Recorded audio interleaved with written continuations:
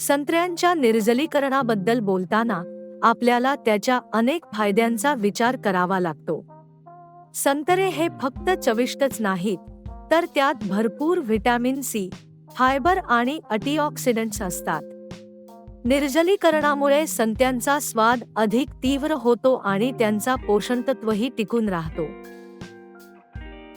संत्र्यांना सुकवण्यासाठी त्यांना आधी चांगले धुवावे लागते, नंतर त्यांची कापणी करावी लागते. कापलेल्या तुकड्यांना सूर्याच्या प्रकाशात किंवा डिहायड्रेटरमध्ये ठेवले जाते. यामुळे त्यातील पाण्याचे प्रमाण कमी होते, पण चव आणि पोषणतत्वे कायम राहतात.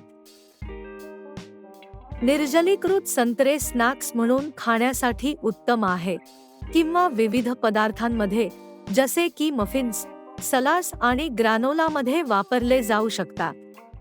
त्यामुळे संत्रे सुकवणे म्हणजे फक्त एक प्रक्रिया नाही, तर एक चविष्ट आणि आरोग्यदायी अनुभव आहे.